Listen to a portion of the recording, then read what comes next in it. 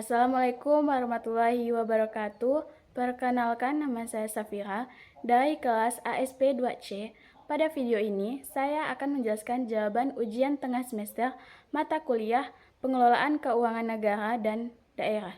Langsung pada soal nomor 1 mengenai pengertian keuangan negara menurut Undang-Undang Nomor 17 Tahun 2003.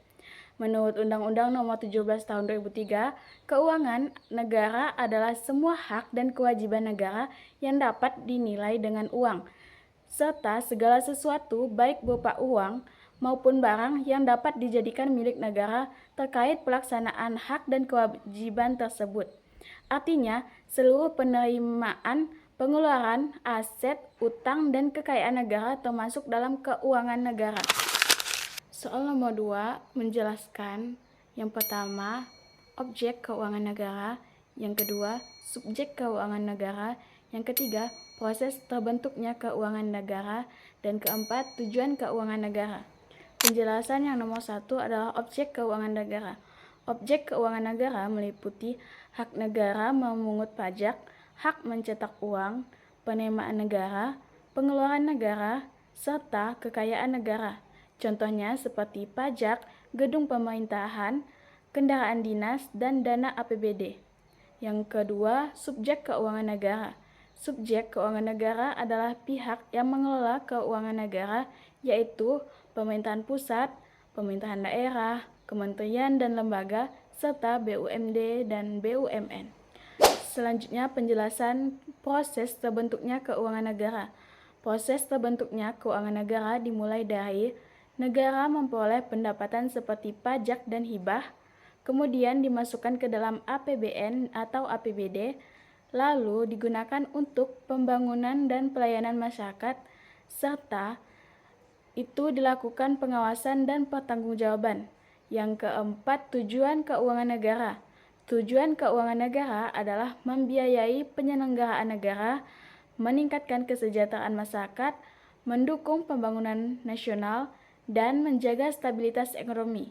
Ke soal nomor 3, ruang lingkup keuangan negara menurut Undang-Undang 17 Tahun 2003.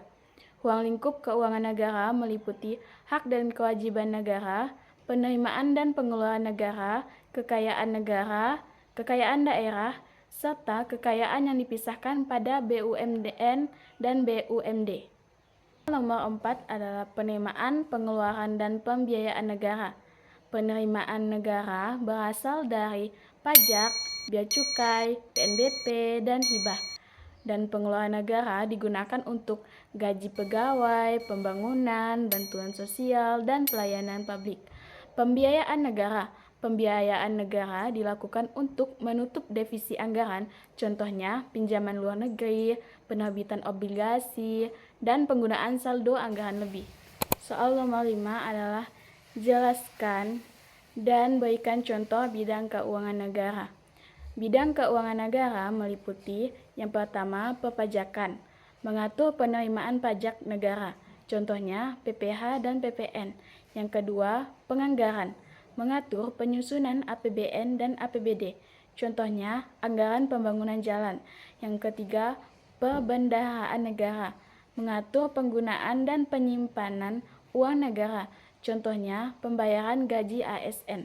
Yang keempat, pemeriksaan keuangan, mengawasi penggunaan keuangan negara, contohnya audit oleh BPK. Dan kelima, pengelolaan aset negara, mengatur barang milik negara, contohnya gedung dan kendaraan dinas. Dan yang terakhir, yang keenam, pengelolaan utang negara, mengatur pinjaman pemerintah, contohnya obligasi dan pinjaman luar negeri. Soal nomor 6, pihak pemegang kuasa pengelolaan keuangan negara. Pihak yang memegang kuasa pengelolaan keuangan negara yaitu yang pertama, Presiden sebagai pemegang kekuasaan tertinggi.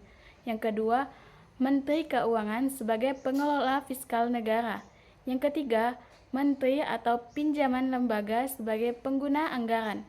Yang terakhir, Kepala Daerah sebagai pengelola APBD.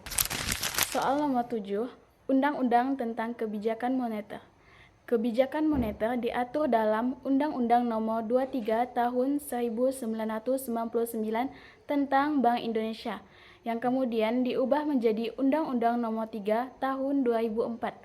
Bank Indonesia memiliki tujuan menjaga kestabilan nilai rupiah melalui pengaturan suku bunga dan kebijakan moneter lainnya. Soal nomor 8, hubungan subjek pengelola keuangan negara. Presiden memberikan kewenangan kepada Menteri Keuangan, kemudian Menteri Keuangan mengatur APBN. Menteri dan lembaga melaksanakan anggaran, sedangkan BPK melakukan pemeriksaan dan DPR melakukan pengawasan. Semua pihak saling bekerja sama agar pengelolaan keuangan negara berjalan dengan baik. Soal terakhir, nomor 9.